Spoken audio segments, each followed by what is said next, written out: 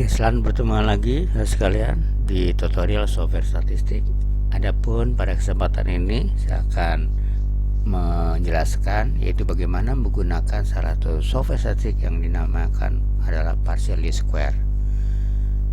Lalu tema yang saya angkat adalah bagaimana mudahnya mengelolatan dengan partial least square. Baiklah, kita mulai saja dengan data kita, yaitu kita buka SPS kita. Lalu kita rubah ya dengan save as ke dalam bentuk extension yaitu CSV. Ini dia ya, ini kita sudah. Lalu kita save ya. Setelah di save artinya kita sudah mempunyai data yang merupakan input dari PLS, yaitu extensionnya adalah CSV. Lalu kita buka software kita yang namanya adalah Smart PLS. Ini dia ya, Smart PLS. Kita buka ya, kita buka Smart PLS nya.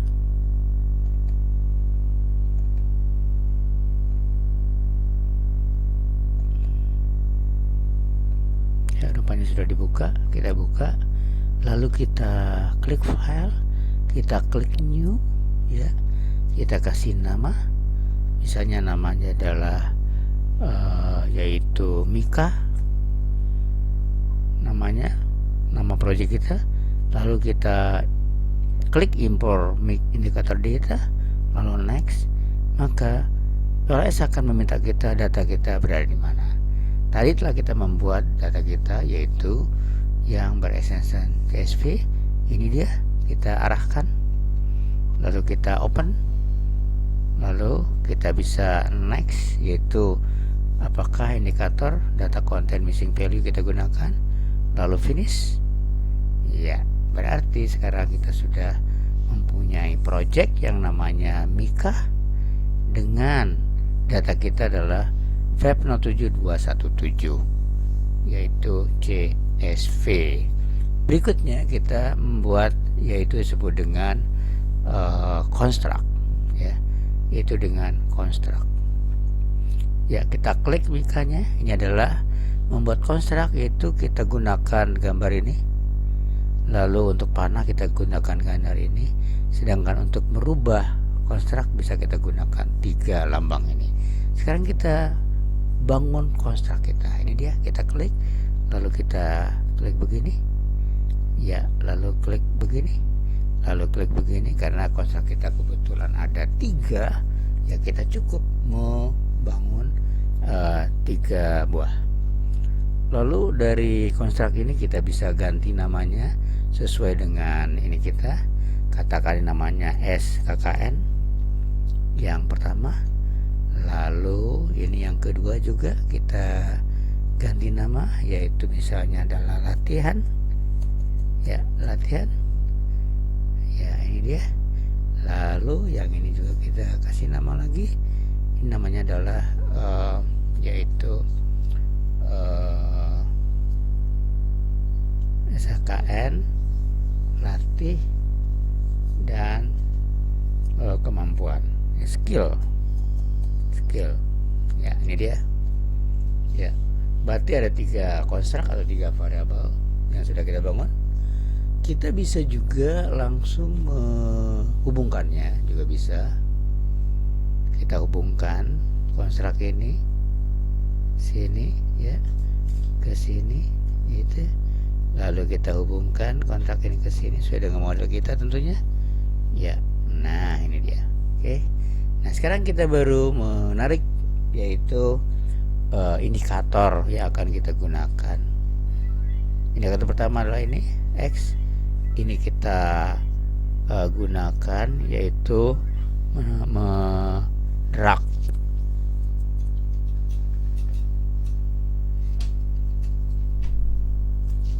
ya. Inilah X19.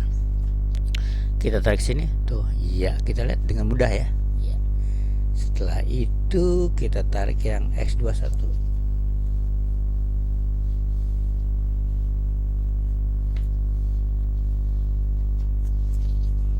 Ya, ini X21 kita tarik ke sini.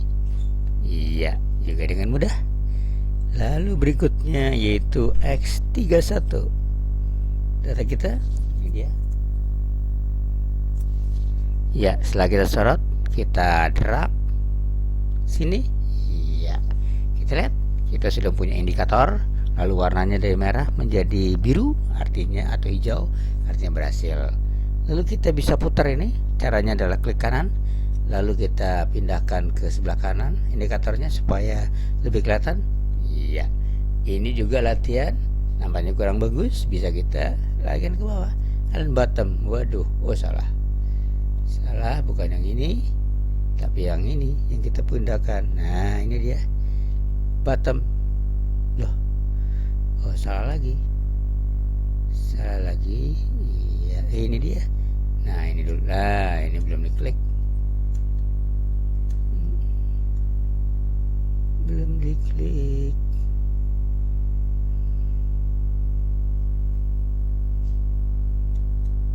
Ya, udah. Nah, ini dia klik. Sekarang kita lari ke bottom. Nah, ini dia.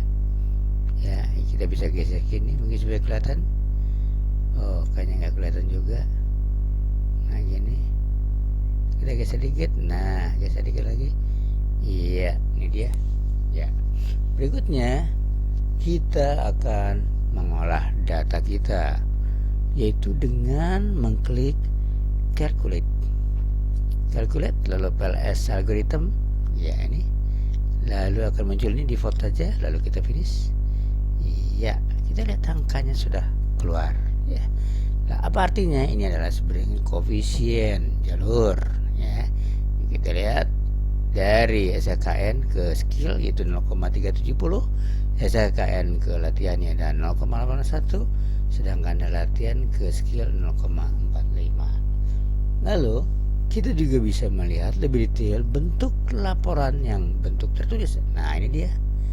Ya, klik ya. Lalu kita lihat, nah ini dia ya. Kita lihat ini dia ya. Lalu kita juga bisa melihat masalah S-square-nya gitu. Lalu kita juga bisa melihat tentang latent variable correlation-nya begitu ya. Dan seterusnya. Ya, banyak sekali bisa kita lihat. Nah, lalu berikutnya kita kembali lagi ke diagram kita. Kita bisa melakukan yaitu bentuk yaitu pengolahan lain, yaitu kita gunakan bootstrapping. Bootstrapping ini, iya, ini kita lihat 500 datanya. Nah, bootstrapping artinya data yang hanya 100 kita rubah menjadi 500, itu resample. Dengan bootstrapping lalu finish, kita lihat dia akan mengolah dan mengembangkan data dari 200 menjadi 500 sehingga datanya sekarang menjadi banyak, dan hasilnya kita bisa lihat.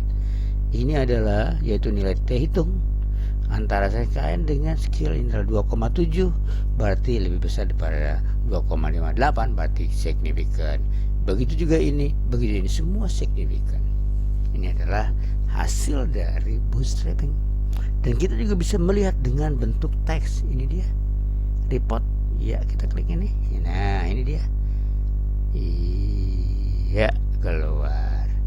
Lalu total effect ini bisa kita lihat. Lalu kita juga bisa melihat bentuk output yang lain begitu. Nah, dari sini kita bisa membaca seluruh hasil yang kita gunakan ya, sehingga di dalam menggunakan PLS ini akan lebih bermanfaat ya, yaitu menganalisa output yang dihasilkan oleh PLS. Lalu kita bisa save yaitu dengan export to image. Ini adalah bentuk image ya, yaitu BMP diagram yaitu proyek kita. Ini dia ya. Lalu kita juga bisa melakukan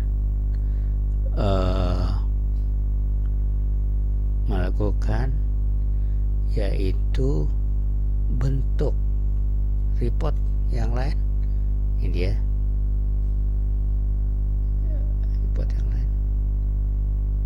report yang lain, ini dia ya.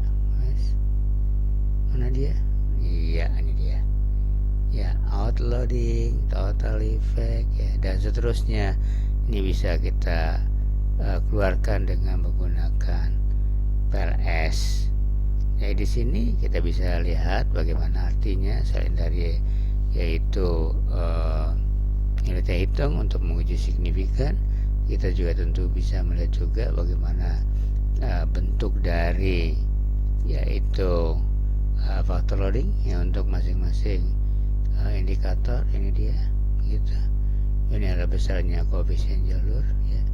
Ya, inilah output dari PLS. Ya, kita bisa lihat ya bagaimana mudahnya kita menggunakan software PLS ya. Hanya dalam waktu beberapa menit ya kita bisa menghasilkan yaitu output dari PLS dengan 3 konstruk. Ya, demikianlah tutorial pada kali ini, dan saya mengucapkan terima kasih. Sampai ketemu lagi.